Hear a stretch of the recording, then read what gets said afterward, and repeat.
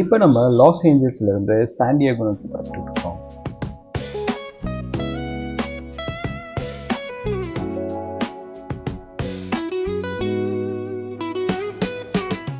இது மண்டேங்கிறதுனால குட்டீஸ் எல்லாம் வீக்கெண்டில் கொஞ்சம் ரெஸ்ட் எடுத்திருந்தாங்க. ஸோ அதுனால அவங்களுக்கு கொஞ்சம் பிரிஸ்காக இருப்பாங்க. அது மட்டும் இல்லை, நம்ம போகிற இப்போ ட்ராவல் வந்து கொஞ்சம் டிராஃபிக் கம்மியாக இருக்கும்னு நினைக்கிறேன். இப்போ நம்ம போகிற டிஸ்டன்ஸ் வந்து 120 மைல்ஸ், அதாவது 193 கிலோமீட்டர்ஸ். ஒரு 2 மணிலேருந்து 3 மணி நேரம் வரைக்கும் ஆகும். இப்போ நம்ம போகிற சாண்டியாகோ சிட்டி வந்து கலிஃபோர்னியாலேயே 2வது பெரிய சிட்டி. சாண்டியாகோவில் நிறைய பீச்சஸ் இருக்குது. அப்புறம் இந்த ஃபாரஸ்ட், அது நேச்சர் ரிசோர்ஸ் சொல்லுவாங்க, அந்த இது இருக்குது. அப்புறம் ஜூ, பார்க், இதெல்லாம் ரொம்ப ஃபேமஸ்.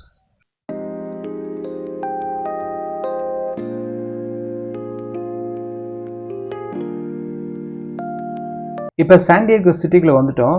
நீங்கள் பார்த்தாலே தெரியும், எல்லாமே பெரிய ஐடி கம்பெனிஸ் மாதிரி இருக்குது. இங்கே வந்து எலக்ட்ரானிக்ஸ், ஹெல்த் கேர், பயோடெக்னாலஜி கம்பெனிஸ்லாம் நிறைய இருக்குது.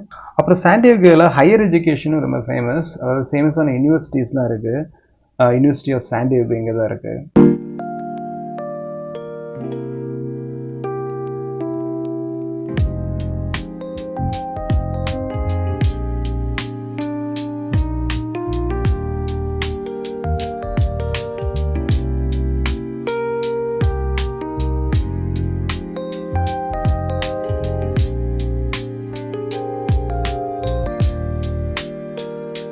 ஹோட்டல் ரீச் ஆயாச்சு.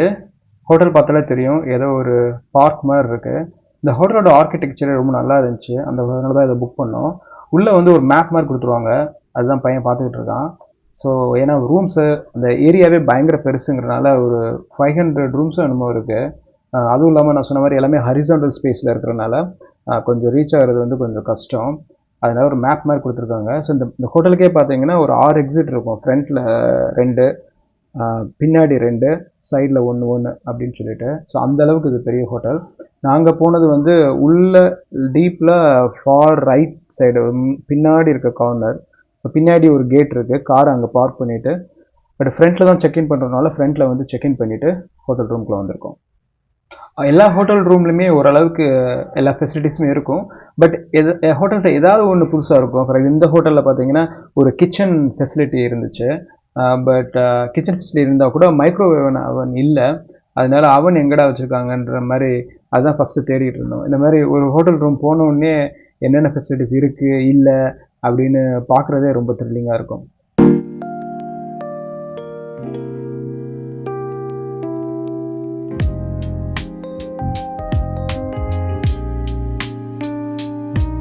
இந்த ஹோட்டலில் ஸ்விம்மிங் பூல் இருந்துச்சு. பட் அவங்களுக்கு வந்து டைமிங் இருக்கும்னு நினைக்கிறேன். அதனால் அடுத்த நாள் காலையில் ஸ்விம்மிங் பூலில் என்ஜாய் பண்ணலாம் அப்படின்னு சொல்லிட்டு, எதுவும் இல்லாமல் இன்றைக்கி ட்ராவல் பண்ணியிருக்குது, கொஞ்சம் கிளைண்ட் ஒர்க்லாம் இருக்குது. சரி, நம்மளுக்கு அவ்வளோ டைம் இருக்காது, இன்னொன்று ரெஸ்ட் எடுத்துக்கலாம் அப்படின்னு சரி ஸ்விம்மிங் பூல் அடுத்த நாள் பண்ணலாம் அப்படின்னு சொல்லிட்டு ஜஸ்ட்டு அந்த இடத்த மட்டும் பார்த்துக்கிட்டு இருந்தோம். இந்த ஹோட்டலில் ஒரு யூனிக்கான விஷயம் என்னென்னா, அங்கே ஒரு பெரிய கிச்சன் இருந்துச்சு.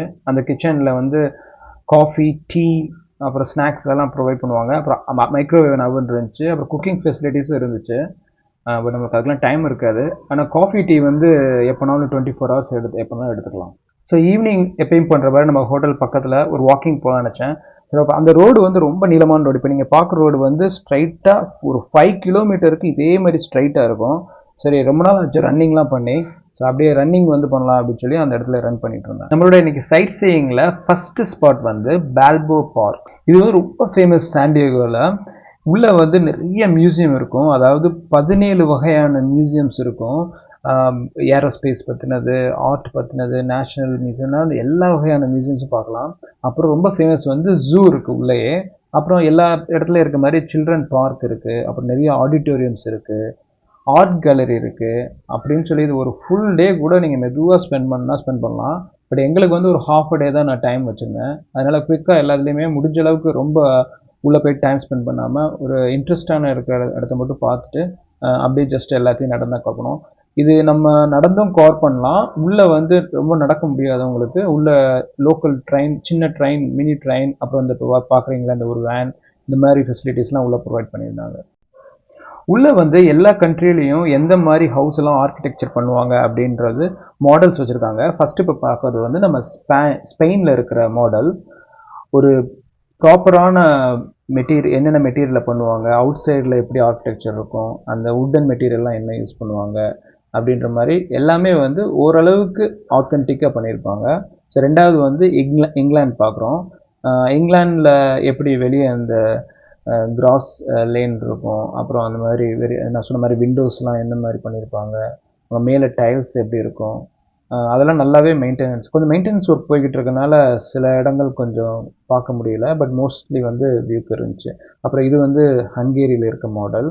பெரிய டிஃப்ரென்ஸ் தெரியாது. ஏன்னா நம்ம யூரோப்பியன் கண்ட்ரீஸில் பொறுத்த வரைக்கும் நிறைய இடத்துல இருக்கிற ஆர்கிடெக்சர் வந்து கொஞ்சம் சிமிலராக இருக்கும். ரொம்ப ரொம்ப சின்ன சின்ன டிஃப்ரென்ஸஸோடு இருக்கும். சில ட்ரீஸ் கூட இருந்துச்சு. அந்தந்த கண்ட்ரீஸில் இருக்கிற ட்ரீஸை வந்து ஒரு நேச்சுரலாக இருக்கும்னு சொல்லிட்டு அதை கூட அங்கே வச்சுருந்தாங்க. பியூர்ட்டோ கண்ட்ரி, இது வந்து ஒரு மெடிட்டரேனியன் கண்ட்ரி.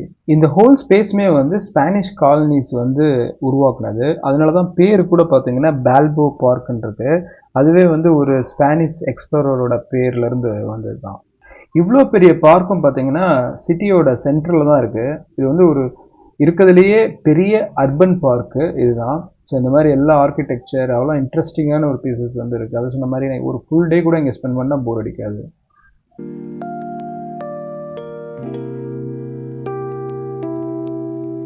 அடுத்து பார்க்க போகிறது வந்து மெக்சிகோவோடது.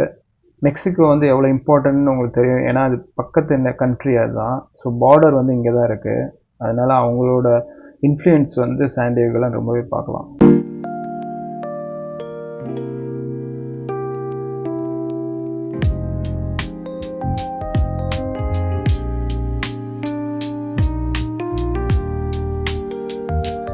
இப்போ நீங்கள் பார்க்க போகிறது ஒரு பெரிய ஓப்பன் ஆடிட்டோரியம். ஸோ இந்த ஓப்பன் ஆடிட்டோரியத்துக்கு பெரிய ஒரு இம்பார்ட்டன்ஸ் இருக்குது. அதாவது பனாமா கேனல் வந்து ஓப்பன் பண்ணும்போது அதுக்கு ஒரு செரிமனி வந்து இங்கே தான் பண்ணாங்க. பனாமா கேனலுக்கும் இந்த சான் டியேகோவுக்கும் என்ன சம்மந்தம் அப்படின்னு நீங்கள் நினைக்கலாம். இப்போ நீங்கள் பார்க்குறது தான் பனாமா கேனல். அதாவது இந்த சான் ஃப்ரான்சிஸ்கோவிலேருந்து ஆரம்பித்து நியூயார்க் வழியாக போகுது இல்லையா, அந்த பனாமா வழியாக போகுது இல்லையா, அந்த ஷார்ட்கட் ரூட்டை, அதுதான் வந்து பனாமா கேனல். ஸோ இப்போ நம்ம சான் டியேகோ வந்து அந்த சான் ஃப்ரான்சிஸ்கோ அது பக்கத்தில் தான் இருக்குது. ஸோ இங்கேருந்து தான் ரொம்ப நியரஸ்ட்டு, இதுதான் ஸ்டார்டிங் போர்ட்டு.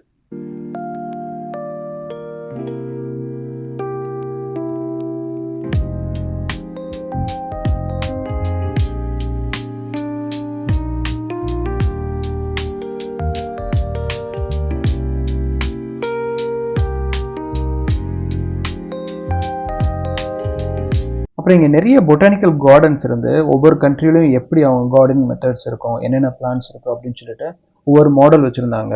இப்போ நீங்கள் பார்க்குறது வந்து ஒரு ஜாப்பனீஸ் கார்டன் பக்கத்தில் இருக்கிற ஒரு அவங்களோட டீ ஷாப்.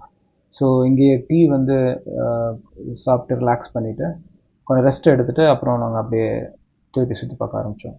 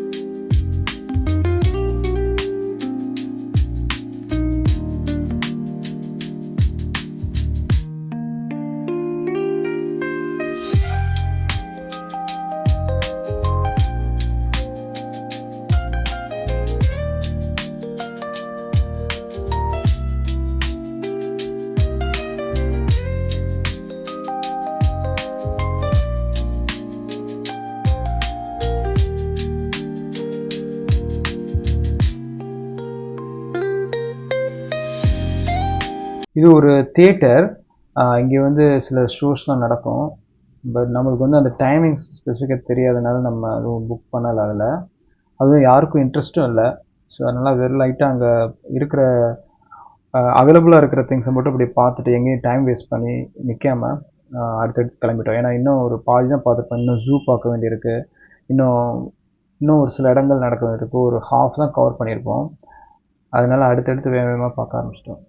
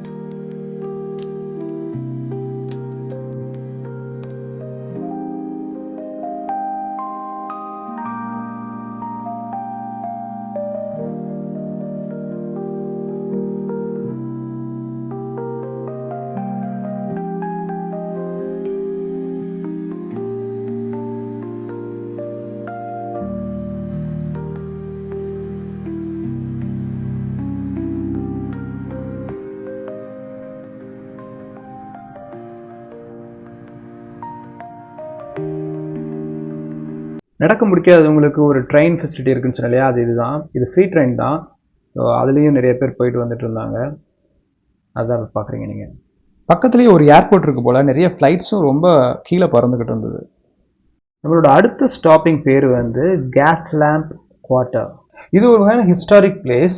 ஏன்னா விக்டோரியன் காலத்தில், அதாவது இங்கிலாந்து வந்து இங்கே இருக்கிறபோது அவங்களோட ஆர்கிடெக்சரில் கட்டின பில்டிங்ஸ். அதனால இந்த ரோடு பார்த்தோம்னா ரொம்ப அமெரிக்கன் இதாக இருக்காது, அப்படியே ஒரு இங்கிலாண்டில் இருக்கிற ஒரு ஃபீல் இருக்கும். இது ஆரம்பித்த காலத்தில் இந்த ஸ்ட்ரீட் ஃபுல்லாமே லைட்டு வந்து கேஸ்னால எரிஞ்சிருக்கு. அதனால அந்த பேர் வந்து கேஸ் லேம்ப் குவார்ட்டர்ன்ற பேரே வந்திருக்கு. இங்கே வந்து நிறைய கல்ச்சுரல் ஃபெஸ்டிவல்ஸ்லாம் நடக்குமா. ஸோ இந்த ஸ்ட்ரீட்டோட எண்ட்லேயே பார்த்தீங்கன்னா ஒரு பெரிய பில்டிங் இருந்துச்சு. அங்கே அன்னைக்கு வந்து ஒரு பெரிய ஃபங்க்ஷன் நடந்துச்சு. அங்கே ஒரு 2 மூட்டை பேசினேன். அவங்களே அந்த கான்ஃபரன்ஸுக்கு தான் வந்திருந்தேன்னு சொன்னாங்க. ஸோ இது ஒரு மல்டி கல்ச்சுரல் ஹேப்பனிங் பிளேஸாக இருக்குது. அது மட்டும் இல்லாமல் இது வந்து ஈவினிங் டயத்துக்கு மேலே தான் இங்கே வந்து ரொம்ப பிஸியாக இருக்கும் போல இருக்குது. நிறைய அந்த ஷாப்ஸ்லாம் நிறையா இருந்துச்சு. ஸோ நாங்கள் போனது பகலுங்கிறதுனால கொஞ்சம் க்ரௌடு கம்மியாக தான் இருந்தது. ஒரு ஒரே ஸ்ட்ரீட் தான். அதனால் ஒரு காரை பார்க் பண்ணிவிட்டு இங்கே ஒரு 2 hour வாக் பண்ணிவிட்டு எண்டு வரைக்கும் போயிட்டு திருப்பி கார் பார்க் போயிட்டோம்.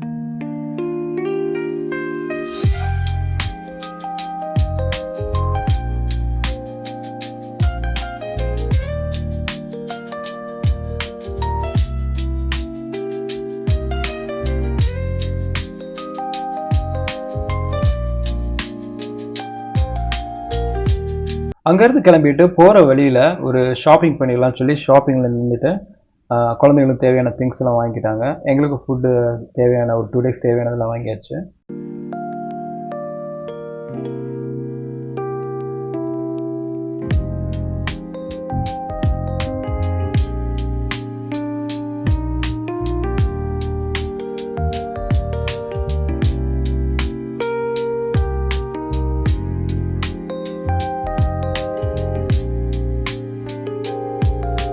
இவங்களோட அடுத்த ஸ்டாப்பிங் வந்து ஒரு நேச்சர் ரிசர்வ்.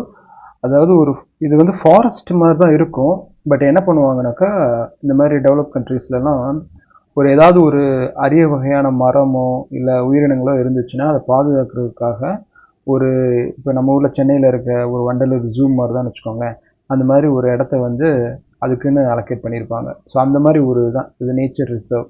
அந்த இடத்துல இப்போ நாங்கள் போகிற இடத்துல வந்து ஒரு பைன் ட்ரீ ஒன்று இருக்குது. அந்த பைன் ட்ரீ பேர் வந்து டோரே பைன் ட்ரீ. அந்த டோரே பைன் ட்ரீ வந்து இங்கே கொஞ்சம் அழியிற நிலையில் இருக்கிறனால அந்த மாதிரி ட்ரீஸ் எல்லாத்தையுமே அந்த இடத்துல ப்ரொடெக்ட் பண்ணியிருக்காங்க.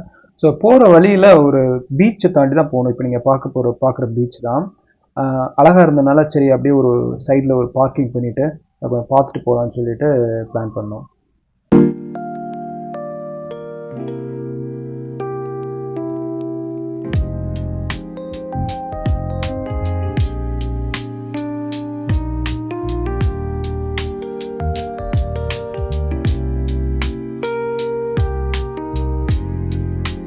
அந்த பீச்சில் இறங்கியாச்சு கார் பார்க் பண்ணிவிட்டு.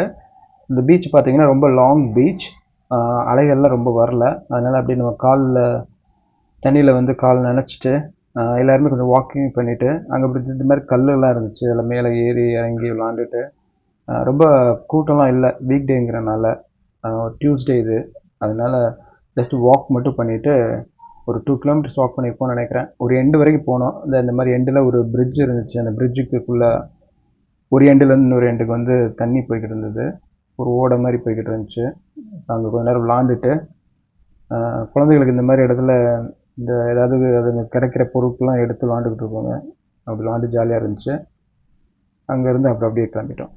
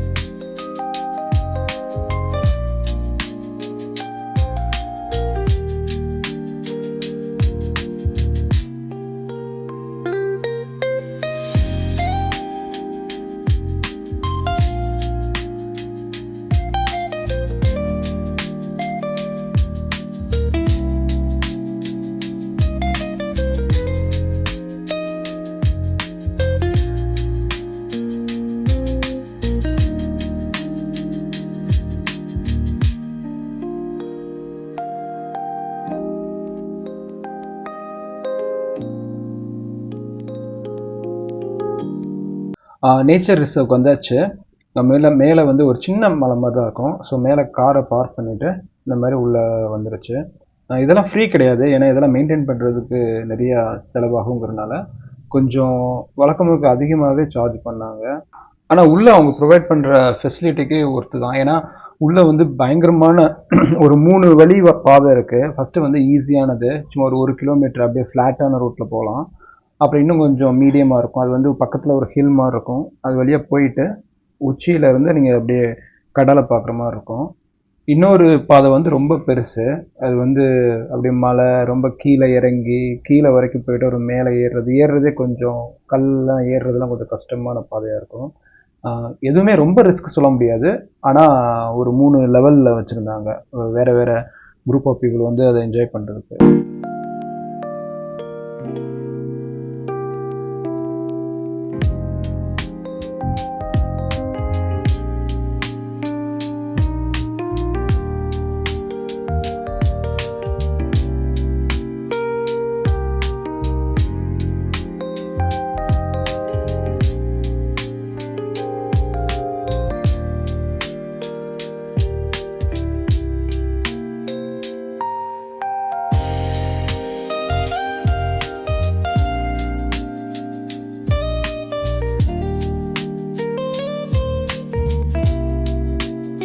இந்த வியூ தான் சொன்னேன். இப்போ இந்த வியூவில் இன்னும் கூட நீங்கள் ஃப்ரண்ட்டில் போய் பார்க்கலாம். அப்படியே இந்த பாறை வந்து அப்படியே வழுக்கிற மாதிரி இருக்கும்.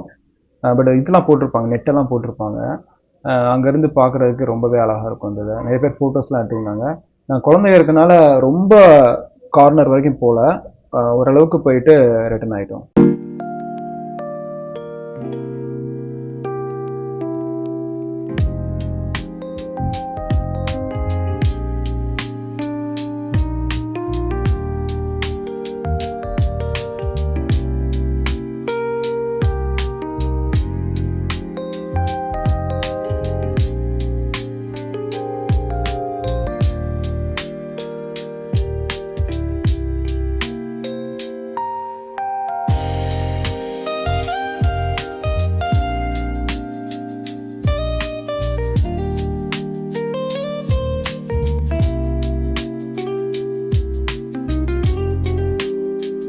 அங்கே வந்து ஒரு மியூசியம் வச்சுருந்தாங்க.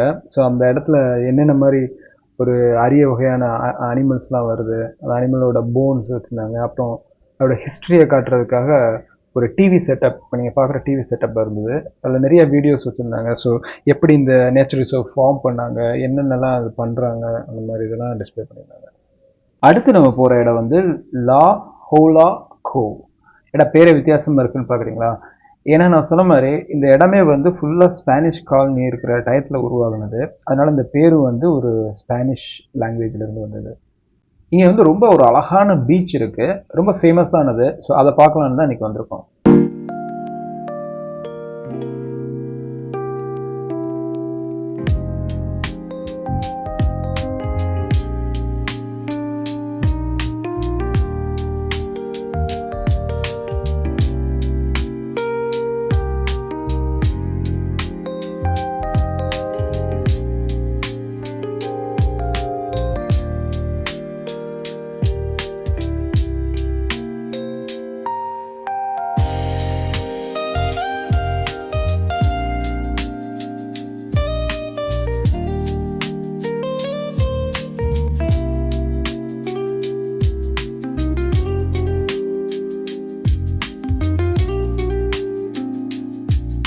நாங்கள் இருக்க பாறைகள்லாம் எடுக்கும்போது அங்கே ஒரு ஒரு அனிமல் மாதிரி இருந்துச்சு. அது என்னடா பார்த்தா அது ஆடிச்சு. அது ஒரு நீர் நாய், அது உயிரோடு தான் இருந்துச்சு. பொதுவாக இந்த மாதிரி நான் இங்கிலாண்ட்லேயே பார்த்துருக்கேன். ஆனால் பொதுவாக உயிர் இல்லாமல் இருக்கும், உயிரோடு பார்க்கணுன்னாக்கா ரொம்ப தூரம் ட்ராவல் பண்ணி போகணும். அது இப்படி பார்த்தது ரொம்ப ஆச்சரியமாக இருந்துச்சு.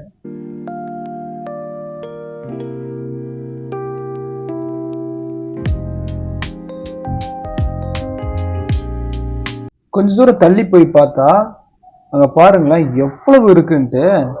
அவ்வளவு நீர்நாய்கள் ஒரே இடத்துல இருந்தது. ஸோ இது எப்பயுமே இருக்காது போல இருக்குது, அது ஒரு சீசன் தான். ஆனால் நாங்கள் போயிருக்க டைம் வந்து ஒரு நல்ல சீசன், அதனால அவ்வளோ நீர்நாய்கள் வெளியே வந்து கிடந்துச்சிங்க. பாருங்கள் எவ்வளோ இது வந்து படுத்து கிடக்குது.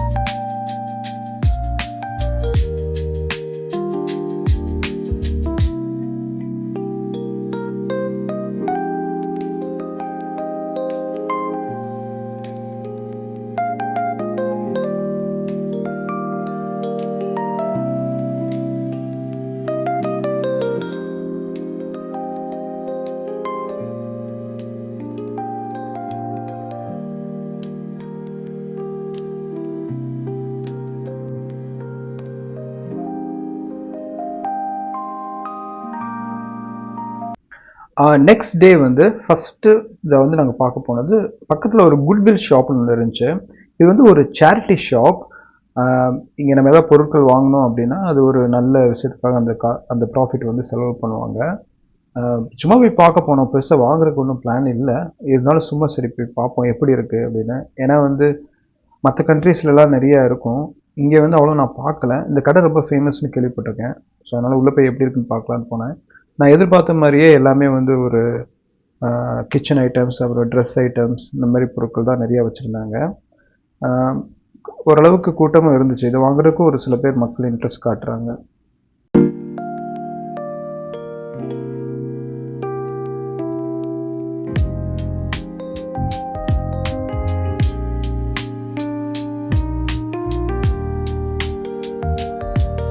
சாண்டியாகோவில் அவ்வளோதாங்க, ரொம்ப என்ஜாய் பண்ணியிருப்பீங்கன்னு நினைக்கிறேன். இதுக்கப்புறம் நாங்கள் லாஸ் வேகஸ் போகிறோம். லாஸ் வேகஸ் நிறைய மூவிஸில் பார்த்துருப்போம் இல்லையா, அது மாதிரி இருக்கும். அது அங்கே போய் நிறைய இன்ட்ரெஸ்டிங்கான விஷயங்கள்லாம் பண்ணோம். அதெல்லாம் என்னென்ன பண்ணோங்கிறத அடுத்த வீடியோவில் பார்ப்போம். பாய்.